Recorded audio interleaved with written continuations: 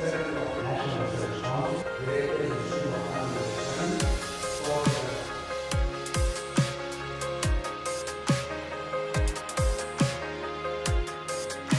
no statutory base. But having in recognition of the importance of the work, Award winners, scientists, distinguished invitees, ladies and gentlemen. It is indeed a great honor and privilege for me to be standing here amongst you this morning to appreciate and honor you for your contribution to the development of science and technology in this country. Indeed, when I see the numbers of scientists who has published their R&D findings in world-leading cited peer-reviewed journals in a range of various science disciplines, I realize that our vision for knowledge-based economy and the challenges in overcoming the middle-income trap through techno-economic inventions, innovations, and entrepreneurship may not be a difficult task. In fact, with this atmosphere, where the importance of science and technology in the development process is beginning to understand by the society, we have proposed the R&D investment plan expecting a channeling of an acceptable GDP contribution for R&D in this country. At present, as you all know, our GDP contribution for R&D is mere 0.16%, the lowest in the region. We insisted to increase this amount to at least to 1% within the course of next 5 years' time.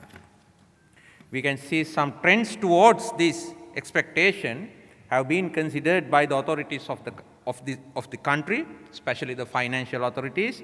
When we look at the theme of the 2015 budget presented by His Excellency to the Parliament recently, the title was Emerging Knowledge Economy.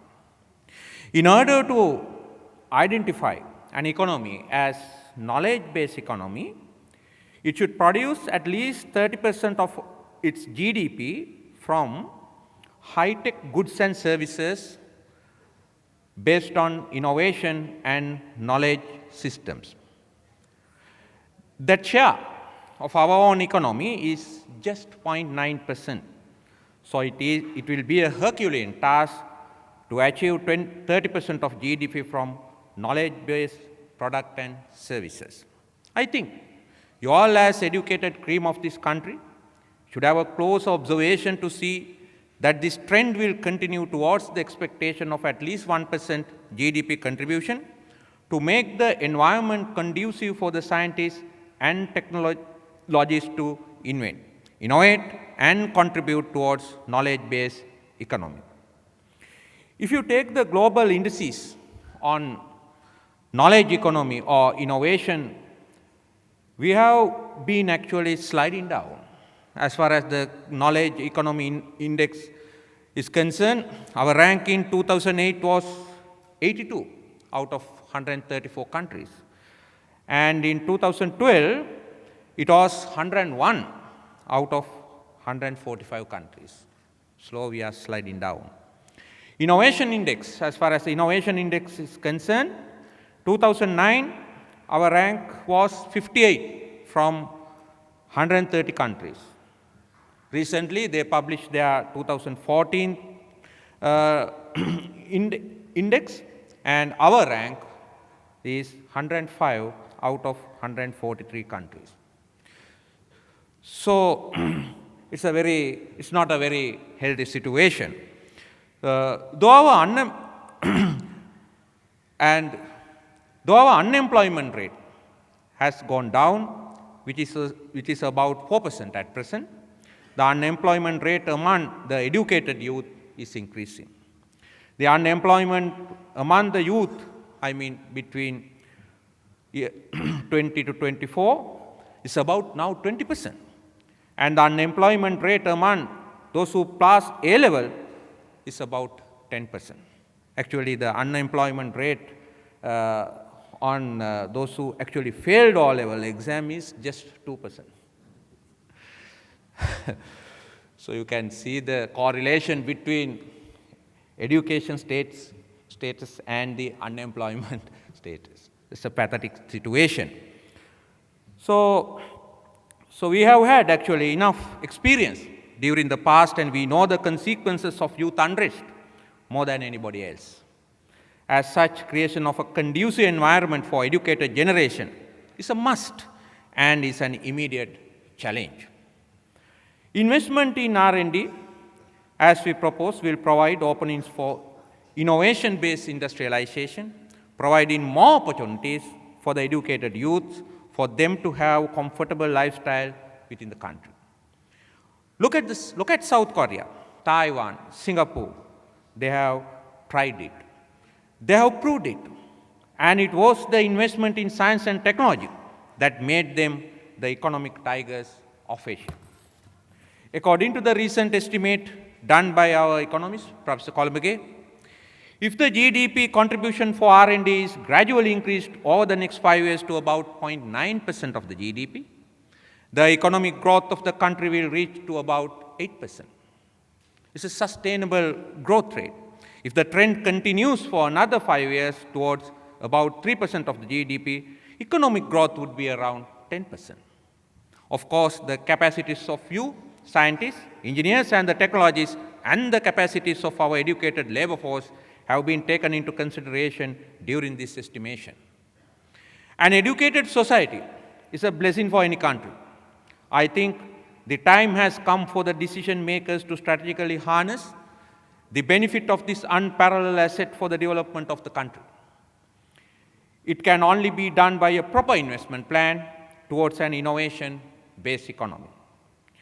Economic development almost always occupies the central premise of development debate, so much so that it often goes to the extent of supplanting the debate of overall human development, despite the fact that latter necessarily encompasses many other equally important dimensions such as environmental sustainability and social equity.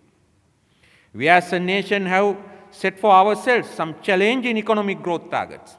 We believe we will soon become an upper middle income nation and wish to become high income or a developed economy by 2040.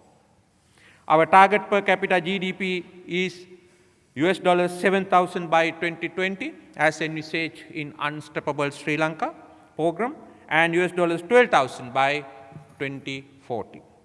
According to the World Bank classification, Sri Lanka has graduated to the low middle income status in 1998 and has been staying there until now.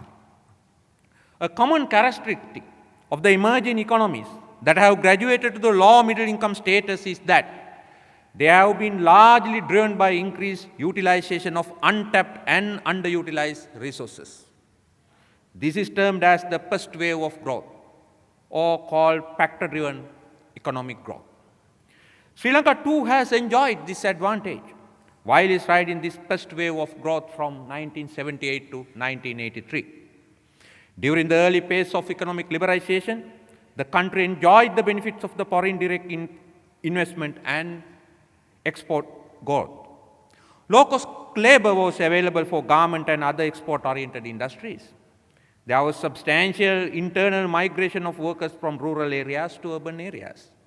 However, as was to be logically expected, those initial advantages could not be sustained for a long time and started diminishing as more and more countries in the region began economic liberalization. We have witnessed some of the labor-intensive industries such as garment factories increasingly move into countries like Bangladesh and African countries, and then to and African countries, where monthly wages remain as low as $50. As we know, the country did experience fresh surge of growth after the defeat of terrorism in 2009 and enhanced economic activity in the North and East. Actually, North and East is growing as fast as 20% from 2010 onwards. The growth rate accelerated from 3.5 in 2009 because of the global recession to 8% in 2010 and to 8% too in 2011, and before this decline to 6% in 2012 and recovery in 7% in 2013. There's a multitude of factors that has led to this situation. In the first place, the factors of production have got contained due to the typical constraints exerted on a middle income country striving to increase income. Those typical constraints include increase in cost of labor, increase in imports for consumption because of the middle class consumption, and increased cost of fuel and electricity in the absence of a comprehensive energy policy and energy pricing system. In the meantime, there are serious implications on labor market due to an increasingly aging population. Now, in 1990, over 60 population was about just 6%. Now it is 12%. It is expected that it may rise to 25% by 2040. So resulting in a high dependency rates. The problem is getting far aggravated with the acute expatriation of skilled labor, mainly youth. Export income has been continually declining in relation to both gross domestic production and import expenditure. Exchange rate has been declining. Debt service payment have been nearing government revenue figures. External debt service payment have been soaring in relation to the export income. The above concerns in our macroeconomic environment obviously warrants the question whether our cherished growth targets look reasonably attainable. And further, the question whether we have got the right mix of growth strategies, given the above macroeconomic picture, as well as the impending challenges in two other domains outside the realm of pure economics, namely environmental sustainability and social equity, as I mentioned. We have looked at more straightforward growth challenges. What about the associated challenges of environmental sustainability and social equity? You all, I think, know about the calamity there in Badulla. It's not an isolated incident. Few months ago, it's a burning drought. Now it is flood and landslides. So water stress is now causing kind of serious economic impact on our day-to-day social affairs. On the social equity front, our trajectory of development over the past decades has left much to be desired. Although the absolute poverty has been brought under control, it has been now reduced to just 6%. Disparity in income distribution has widened, threatening to the development of social capital necessary for economic growth. On the environmental front, the literally poisonous environment that has been brought about the haphazard and ad hoc process of industrialization, as well as indiscriminate use of agrochemicals with increasingly adverse implication on food production and health, etc., has deteriorated to a point of threatening of this very civilization. Obviously, this has its share of consequences on the economy. On the global level, according to the study by the Asian Development Bank, global warming, if continued at present levels, will cause the regional economy to shrink by as much as 6.5% per annum by the end of this century. In Sri Lanka, the rice production could go down by as much as 30% and tea production by 5%. Ladies and gentlemen, it is in this context, in keeping with the triple pillars of sustainable development, the sustainable economic growth, environmental sustainability, and social equity, that we, with the partnership of some of you here today, develop our R&D investment framework. It is in this context that we identify the 10 priority areas for intervention, namely water, food, nutrition and agriculture, health, shelter, environment, energy, textile and apparel, mineral resources, information and communication technologies and knowledge services, and basic sciences, emerging technologies and indigenous knowledge. And we have identified, I would like to thank our NESTEC and Professor Tantrigoda, he is here, for this 10 type of strategic interventions, policy planning, pure and applied research, innovation, information and communication technologies, nanotechnology, biotechnology, indigenous knowledge and intellectual property rights, testing and standardization and accreditation, capacity building and popularization. It is a framework that seeks to rationally and prudently bridge the gap that is known to exist between research, development and innovation inputs needed in our development process and the R&D output that the science and technology sector has been traditionally delivering up to now. We need to enhance our capabilities to develop advanced technology-based products and services. And this would be the only pragmatic way to enhance national economic output in the face of current advanced technology-led global competition. There could be a little debate that investment in R&D translate into tangible economic results. But what is the qualification? The question has been answered by our economists, and according to Professor Columbagay's analysis, 1% increase in R&D investment result 0.3 increase in GDP with a time lag of 3 years. And if we could gradually increase our R&D investment up to 1% of the GDP mark, as envisaged in Mind the Chintana Idri Dakma, then this would be projected growth in GDP.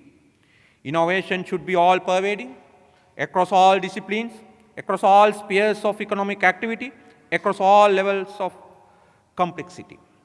While relying on innovation in the disciplines of advanced technologies such as nanotechnology, biotechnology and information and communication technologies to rapidly increase the high-tech based proportion of our exports. The need to bring about innovation to improve domestic economic activity has been given due recognition. Our R&D work should develop innovative solutions to address the problems faced by our farm community, small and medium industries, and micro entrepreneurs, among others. Enhancing the economic output as well as the productivity of the agricultural and industrial sectors should remain a major focus of R&D.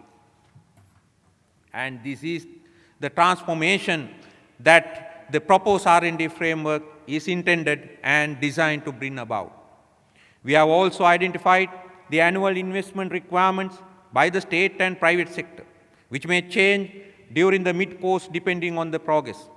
Further, we have also estimated the economic benefit that those interventions could yield to the nation under appropriate socio-economic conditions. The R&D investment we have proposed is one that has to be contributed to by both state and private sectors. This obviously calls for certain structural changes in economic and financial policies, socio-economic policies and education policies as well. In all these contexts, the scientific community of this country has a bigger role to play. Today, we recognize your contribution as a scientist through your scientific publication, which will allow our country a higher position in various science and technology indices, especially the Innovation Index. We have been trying to eradicate economic poverty since our independence. Now we have a duty to eradicate another type of poverty, that is poverty in decision making. So it is our expectation that we need to recognize you as techno-entrepreneurs and makers and shapers of our common future.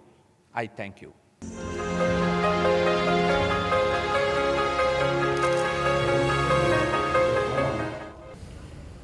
I hereby remember the President of the Scientific Publications of the years 2010, 2011 and 2012 to those scientists whose names were announced.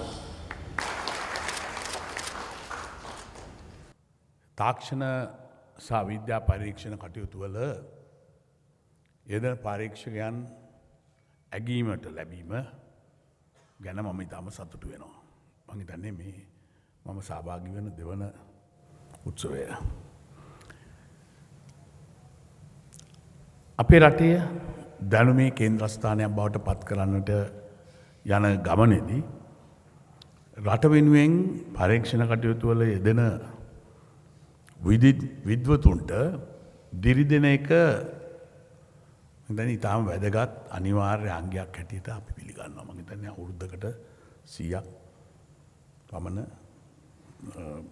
අගයීමක් කරනවා මම අවස්ථාවකම. මිත්‍රවරුනි, දීර්ඝ කාලයක් තිස්සේ අපේ රට තුන්වෙනි ලෝකයට අයත් නොදියුණු සමාජයක් කියලා මිනිසු කියන්න පටන්ගත යුගයක් තිබුණා. මේ රටේ තිබුණ දරිද්‍රතාවය පමණක් නෙවෙයි එයට හේතුවනේ. මේ අතේ තිබුණ යටිතල පහසුකම් දියුණු නොවීම පමණක්ම නෙවෙයි. මේ රටේ විද්‍යා තාක්ෂණ පරීක්ෂණ වලට මොනතරම් පරීක්ෂණ අපේ විද්‍යාඥයන් කරත් ඒ මොනතරම් ඇගීමට ලක් වුණාද, ඒවට මොනතරම් දිරිදීමක් කෙරුණාද, සමාජයේ මොනතරම් මේ සඳහා යොමු වුණාද කියන එක පිළිබඳව අපිට ප්‍රශ්නයක් තියෙනවා. තාක්ෂණ විද්‍යා ශාස්ත්‍රයේ අඩුපාඩුකම් වලට ප්‍රධාන හේතුවක් වෙලා තිබුණේ මම හිතන්නේ එක පැත්තකින් අපේ අධ්‍යාපනයේ තිබුණු නොයෙක් ගැටලු කියලායි මා විශ්වාස කරන්නේ. මොකද අපේ රට තුළ විද්‍යා ශාස්ත්‍රයට සේවය කළ විශිෂ්ටෝ අපේ රටේ බිහි වෙලා තියෙනවා ඇති වෙන්න. නම් වශයෙන් මම කියන්නේ නැහැ. මුත් අපි දන්නවා අපේ රටේ විද්‍යාඥයන් වශයෙන් ප්‍රසිද්ධ වෙච්ච විශාල පිරිසක් හිටියා. ඒ වගේම ඔවුන්ගෙන් බිහි වුණු ඔවුන්ගේ දැනුම ප්‍රායෝගිකව ක්‍රියාත්මක කරපු අවස්ථාත් ඒ විද්‍යාඥයන් අපේ රට තුළ ඉන්නවා. මේ අය එක පැත්තකින් නගරයෙන්ම බිහි වුණු අය නෙවෙයි. නාගරික සමාජයේ බිහි වුණු පිරිසක් වශයෙන් හඳුන්වන්න පුළුවන් කමක් නැහැ. අපි වගේම යම් විදියක ගමක ඉපදිලා අධ්‍යාපනය ලැබලා ඉදිරියට ඇවිල්ලා ක්‍රියාත්මක වෙච්ච ඒ තැන ලබාගත්ත පිරිසක් කියන එක කියන්න ඕන. අපි ගමේ අධ්‍යාපනය ක්‍රමය තුළ අපි රටේ තිබිච්ච අධ්‍යාපන ක්‍රමය තුළ අපි වඩාත් අපි බිහි කරේ කලා උපාධිධාරී. කලාවෙන් අපි ඉහළට ගියා. කලා විෂයන්ගේ. නමුත් ඒකට හේතුවක් තිබුණා මොකද පාසල් වල ඉගෙනුවේ නැහැ. දැන් හම්බන්තොට දිස්ත්‍රික්කයටම විද්‍යාව ඉගෙන ගන්න තිබුණේ එක පාසලයි. වීරකැටියේ රාජපක්ෂ මධ්‍ය මහා විද්‍යාලය විතරයි. ඒ විතරක් නෙවෙයි මොණරාගල දිස්ත්‍රික්කය ගත්තත් ඒ තත්ත්වය තිබුණේ. මහානාම විද්‍යාලය විතරයි විද්‍යා විෂය ඉගෙන ගන්නව නම් දරුවෙකුට යන්න තිබිච්ච එකම පාසල. හැබැයි අපි කලා ගුරුවරුන් විද්‍යාඥයින් බිහි වෙන්නේ නැහැ. කලා උපාධිධාරීන් දහස් ගණනක් අපි බිහි කරනවා කියලා. ඒක ගැන අපි මෙතෙක්කල් අපි කතා කරා පමණයි. ඉතින් ඒ නිසාම ඉගෙන ගන්නට අර පාසලට යන්න අවස්ථාවක් තිබිච්ච විශාල පිරිසකට අපේ අනාගතයේ මේ රටේ විද්‍යාඥයින් ඉංජිනේරුවන් දුස්තරවරුන් එන්න හිටිය දරුවන් වෙනත් අය බලහත්කාරයෙන් වෙනත් විෂයන් ඉගෙන ගන්නට ඔවුන්ට සිද්ධ වුණා. ඉතින් ඒක නිසා අපිට විශාල අඩුපාඩුකම් සිද්ධ වුණයි කියලා මම විශ්වාස කරනවා. නමුත් ඔබ වාසනාවන්තයෝ. ඒ සියලු බාධා මැඩගෙන රටේ තිබිච්ච ඒ සියලු මැඩගෙන ඔබ විද්‍යාඥයින් බවට පත් වෙලා ඔබ ඔබගේ පරීක්ෂණ ලෝකයේ වැදගත් සංග්‍රහවලට යවලා සංග්‍රහවල පළ වෙලා ඔබ පිළිගත් විද්‍යාඥයින් බවට පත් වෙලා තියෙනවා. නමුත් අපි ඒ නිසා අපි දැන් ඊට වඩා පොඩි වෙනසක් ඇති කරලා අධ්‍යාපන ක්‍රමයේ අපි තවත් තාක්ෂණ විද්‍යා විෂය ධාරාවක් ආරම්භ කරලා ඒ විශ්වවිද්‍යාලය තුළටත් හඳුන්වලා දෙන්න අනාගතයේදී ආරම්භ කරලා තියෙනවා. මොකද එදා තිබිච්ච කලා විෂය ධාරාව හෝ විද්‍යා විෂය ධාරාව හෝ වාණිජ්‍ය විෂය ධාරාවට අමතරව තාක්ෂණීය විෂය ධාරාවක් අපි හඳුන්වලා දුන්නේ වඩාත් දරුවාට අවස්ථාව දෙන්න ඒ පිළිබඳව වඩාත් හදාරන්න. ඒක නිසා අපි පාසල් මහින්දෝදය විද්‍යාගාර තාක්ෂණ ආයතන අද හැම ප්‍රාදේශීය ලේකම් කොට්ටාශයට එක බැගින් ලබා දීලා එය ආරම්භ කරන්නට පියවර ගන්න තියෙනවා. විද්‍යා අධ්‍යාපනයට විශේෂ අවධානයක් වුණා. මම ඊයේ තිරුකුණාමල්ලේ ඈත ගම්මානවලට ගියා සිංහල මුස්ලිම් ඒ වගේම දෙමළ. අද ඒ දරුවන් ඒ විද්‍යාගාරයට ගිහිල්ලා ඒ පරීක්ෂණ පිළිබඳව ඒ දරුවන්ත එක කතා කරාම ඔවුන් දැක්වූ උනන්දුව ඔවුන් දැක්වූ හැකියාව ඇත්ත වශයෙන්ම අපි පුදුමයට පත් වුණා. මොකද කවදාකවත් විද්‍යාගාරයකට ගිහිල්ලා නැහැ, දැකලා නැහැ. පළවෙනි වතාවට ගිහිල්ලා ඒ දරුවන් වෙනුවෙන් කැපවෙච්ච ගුරුවරු සංඛ්‍යාවක් ඉන්නවා. ඉතින් අද ඒ නිසා අපිට බලාපොරොත්තුවක් අනාගතය ගැන තියාගන්න පුළුවන් කියලා මම දැඩිසේ විශ්වාස කරනවා. මොකද අපි රටක් නිදහසක් ලබාගෙන රටක් සංවර්ධනය කරලා විතරක් මදි. අපේ මිනිස් සම්පත වඩාත් ලෝකයත් එක්ක ගැලපෙන සමාජයක් ගොඩනගන්නට අවශ්‍ය රටට අවශ්‍ය විද්‍යාඥයින් ඇති කරන්නට ගෙන යන තැනට ගෙන යොමු කරන්නට අපි පියවර ගන්නට බලාපොරොත්තු වෙනවා. ඒක නිසා මම හිතනවා අද වෙනසකට තියෙන්නේ අපි දන්නවා කම්පියුටර් තාක්ෂණය වගේ IT 2005 අපි බාර ගන්නකොට මට මතකයි 3% තිබුණේ නැහැ දැනුම IT දැනුම. අද ඒක 50%කට වැඩි ප්‍රමාණයකට ගිහිල්ලා තියෙනවා. නැනසල හරහා වේවා පාසල් හරහා ඒ තන ලබා දෙන්න. ඉතින් අපි ඔබ විද්‍යාඥයන් වශයෙන් පිළිගත් විද්‍යාඥයන් වශයෙන් ලෝ ජයග්‍රහණත් පිරිසක් වශයෙන් ඔබත් සමාජයේ බැරි පිරිසකට ඒ දරු පිරිස වෙනුවෙන් ඔබේ එක්තරා විදියකට ඔබගේ සේවය ලබා දෙනවා නම් මම හිතන්නේ පරීක්ෂණ පමණක් නෙවෙයි ඔබේ විවේක කාලයේදී වුවත් ඔවුන් වෙනුවෙන් යමක් කෙරෙන්නේ නම් එය අපි තාමත්ම අගය කරනවායි කියන එක මතක් කරමින් ඔබ සියලු දෙනාටම අද මේ තාක්ෂණ හා පරීක්ෂණ ශාස්ත්‍රයට ඔබට අපේ සුබ පැතුම් පුද කරමින් සුබ අනාගතයක් වේවා කියලා මම ප්‍රාර්ථනා කරනවා.